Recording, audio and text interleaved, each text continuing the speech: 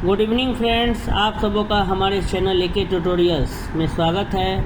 आज जो हम लोग टॉपिक जो स्टडी करने जा रहे हैं वो वैल्यू एडेड कोर्स 1 BSc 1 स्वच्छ Bharat semester 1 bachelor in arts के स्टूडेंट्स के लिए सेमेस्टर 1, ठीक है। VAC 1 वैल्यू एडेड कोर्स 1 की तरह स्वच्छ भारत का जो है हम लोग एक क्वेश्चन को डिस्कस करने जा रहे हैं। आइए उस प्रश्न को देखते हैं और उसको डिस्कस करते हैं।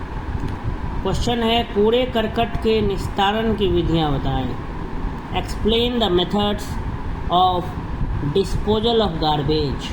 कूड़ा कचरा जो है उसको किस प्रकार से हम निस्तारण करेंगे, उसका डिस्पोजल कैसे करेंगे, उसको किस तरह से हम फेंकेंगे, उसका क्या करेंगे, डिस्पोजल कैसे करेंगे, ठीक है। तो आइए देखते हैं। कूड़े करकट के निस्तारण की निम्न विधियां अधिक प्रयोग में लाई जाती हैं। कूड़ा करकट जो गार्बेज जो है उसको डिस्पोज करने का यहाँ पर जो है हमको 7 तरीका बताया गया है। 7 तरीका मुख्य रूप से हम लोग प्रयोग में लाते हैं। पहला है कंपोस्ट बनाना, कंपोस्टिंग। दूसरा है नियंत्रित भूमि भरण, कंट्रोल्ड टिपिंग या लैंडफिल भी जिसको कहा जाता है। तीसरा है भस्मीकरण, इंसिनरेशन। चौथा है खड्डों में भरना, डंपिंग। पांचवा है किण्वन, फर्मेंटेशन। छठा है खाद के खड्डों में भरना, मैन्योर पिट्स। तथा समुद्र या नदी में प्रवाहित कर देना, फ्लोइंग इन द सी और रिवर्स। तो ये गार्बेज डिस्पोजल का क्या है, मेथड्स हैं, तरीके। पहला है कंपोस्ट बनाना, कंपोस्टिंग। कंपोस्ट विधि द्वारा मल मतलब पैखाना ये सब जो होता है एवं कूड़े करकट दोनों का ही निस्तारण किया जाता है। इस प्रक्रिया में कार्बनिक पदार्थ जीवाणुविक क्रिया के द्वारा विघटित होकर टूटकर खाद के रूप में बदल जाता है, जिसका उपयोग खेत की उपज बढ़ाने के लिए खाद के रूप में किया जाता है।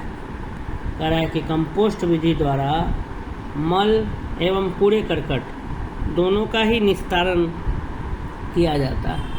इस प्रक्रिया में कार्बनिक पदार्थ जीवाणुविक क्रिया के द्वारा विघटित होकर टूटकर खाद के रूप में बदल जाता है, जिसका उपयोग खेत की उपज बढ़ाने के लिए खाद के रूप में किया जाता है। इस विधि द्वारा खाद तैयार करने के लिए 3 फुट गहरा, 5 से 8 फुट चौड़ा और 15 से 25 फुट लंबा गड्ढा खोदा जाता है। अगर गड्ढे की लंबाई 3 फुट से अधिक रखी जाए तो विघटन की क्रिया में, विघटन माने डिकम्पोजिशन, विघटन की क्रिया में समस्याएं उत्पन्न हो जाती हैं, प्रॉब्लम आ जाएगा तथा विघटन का कार्य धीरे धीरे होने लगता है। इसके बाद सर्वप्रथम इस गड्ढे में 6 इंच मोटी कूड़े की तह बिछाते हैं, लेयर बिछाते हैं सबसे पहले। फिर 2 इंच तक मल बिछाते हैं। इस तरह यह क्रम चलता रहता है जब तक पूरा गड्ढा मल एवं कूड़े करकट से न भर जाए।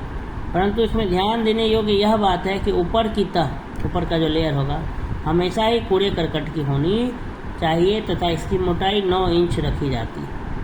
तत्पश्चात इस गड्ढे को बंद कर दिया जाता है। 10 से 12 दिनों के पश्चात इसमें जीवाणुविक क्रिया शुरू हो जाती है, जिससे बहुत अधिक मात्रा में ताप 60 से 70 डिग्री सेल्सियस की उत्पत्ति होती है। अत्यधिक ताप से मक्खियों के अंडे, लार्वा, अन्य हानिकारक जीवाणुओं और रोगाणुओं का विनाश हो जाता है तथा भूमि को उपजाऊ बनाने वाला तत्व नाइट्रेट एवं फॉस्फेट उत्पन्न हो जाते हैं। 4 से 6 माह में कंपोस्ट खाद बनकर जो है वो तैयार हो जाता है। तो ये पहला तरीका था कचरे का निस्तारण करने का, कंपोस्टिंग। दूसरा है नियंत्रित भूमि भरण, भूमि को भरना, कंट्रोल्ड टिपिंग। इस विधि से नगर से काफ़ी दूर अगर कोई अप्रयुक्त गड्ढा, खाई अथवा निचला तल हो तो इसकी भराई की जाती है। साथ ही कूड़े करकट का निस्तारण भी किया जाता है।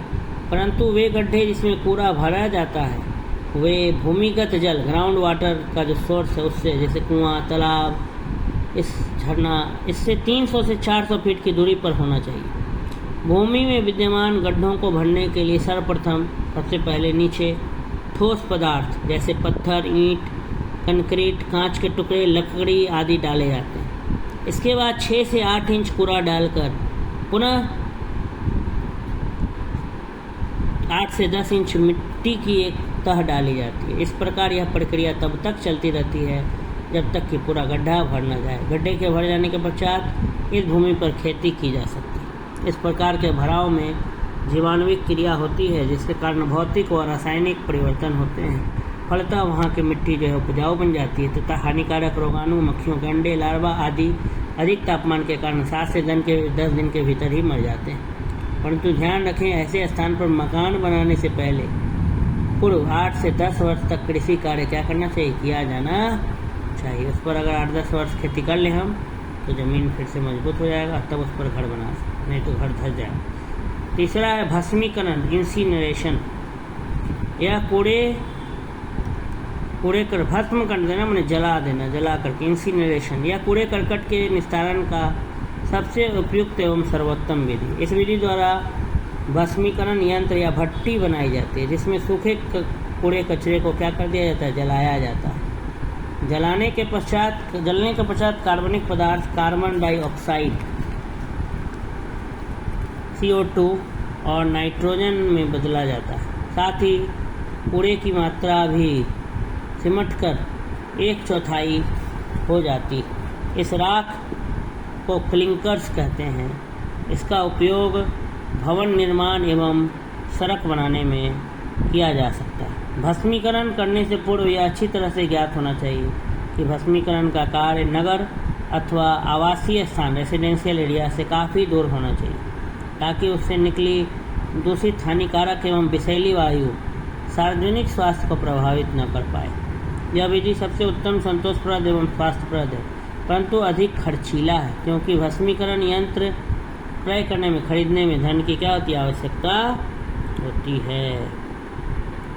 गड्ढों में बढ़ना। चौथा है गड्ढों में भरना, डंपिंग। इस विधि में गड्ढों में भरकर कूड़े का निस्तारण किया जाता है। यह विधि सबसे सरल, आसान, सुगम एवं सस्ती है, परंतु अस्वास्थ्यकर एवं असंतोषजनक है, क्योंकि इस विधि से कूड़े के खमीरीकरण, फर्मेंटेशन से कूड़ा जब सड़ना शुरू होता है तो सड़ांध उत्पन्न होती है, जिससे वातावरण प्रदूषित होता है एवं सार्वजनिक स्वास्थ्य के स्तर को प्रभावित करता है। इस विधि द्वारा कूड़े करकट का निस्तारण गड्ढा, खाई या निचले स्थान को भरने के लिए किया जाता है। इन गड्ढों में कूड़ा करकट डाल दिया जाता है।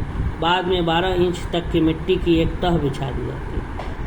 कुछ दिनों के पश्चात जीवाणुविक क्रिया के कारण कूड़े करकट खाद में परिवर्तित हो जाती हैं तथा यहाँ की भूमि भी कृषि युक्त हेतु उपयुक्त हो जाती है। परंतु गड्ढा खुले रहने से मक्खियाँ उन पर बैठकर सार्वजनिक स्वास्थ्य को प्रभावित करती है, क्योंकि मक्खियाँ जल, दूध, भोजन, फल, मिठाई आदि पर बैठकर उन्हें दूषित कर देती है। चूहे भी बिल बनाकर आतंक फैलाते हैं। इतना ही नहीं, बरसात के दिनों में कूड़ा बहकर जलाशय, कुओं, तालाब, नहर आदि में पहुंचकर प्रदूषण फैलाता है।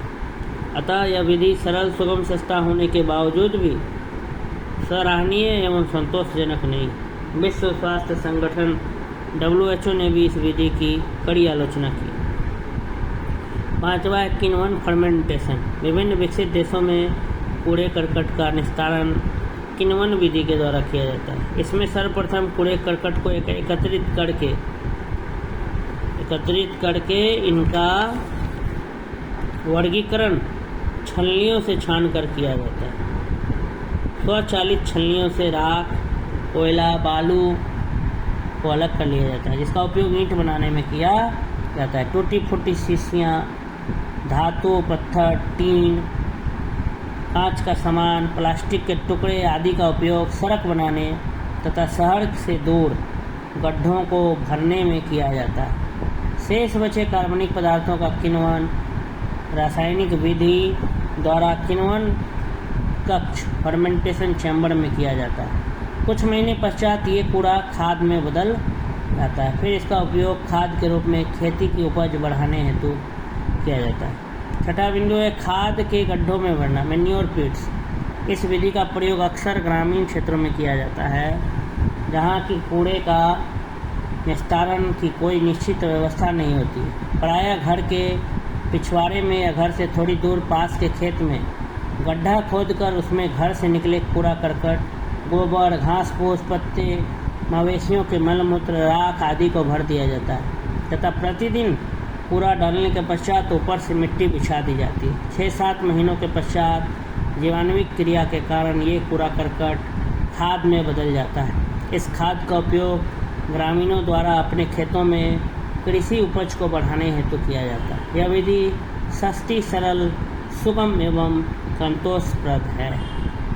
7वां बिंदु है समुद्र या नदी में प्रवाहित करना, फ्लोइंग इन द सी और रिवर। इस विधि द्वारा कूड़े करकट का निस्तारण समुद्र या नदी में प्रवाहित करके बहा करके किया जाता है। उन गाँवों अथवा नगरों में जिनके किनारे से नदियाँ या समुद्र गुजरते हैं तो वहाँ के कूड़े करकट को एकत्रित करके नाव द्वारा जल को तेज बहती धारा में प्रवाहित कर दिया जाता है। परंतु यह विधि काफ़ी खर्चीला है, व्यय साध्य है, बहुत खर्चीला है, क्योंकि इस विधि में कूड़े को एकत्रित करके नदी या समुद्र तक ले जाने में काफ़ी धन की आवश्यकता होती है। साथ ही अगर कूड़ा नदी में बहकर फिर से नदी के तट पर आ जाए, किनारे पर आ जाए, तो कचरे को नदी के जल तक पहुँचाने में मजदूर की आवश्यकता होती है। इसके साथ ही यह विधि संतोषप्रद भी नहीं है, क्योंकि इससे जल प्रदूषण होता है, वाटर पोल्यूशन होता है। तो खैर, ये कुछ विधियाँ थी जो हम लोग 1 से लेकर के 7 पॉइंट्स तक पढ़ा। ये कचरे का निस्तारण, कूड़े करकट का जो डिस्पोजल है, डिस्पोजल ऑफ वेस्ट कह सकते हैं, ठीक है, गार्बेज, उसका मेथड्स था। तो ये वीडियो यहीं पे क्या होता है, समाप्त होता है। अगर आपको ये वीडियो अच्छा लगा तो वीडियो को लाइक करें, अधिक से अधिक लोगों तक पहुंचाएं, शेयर करें। धन्यवाद।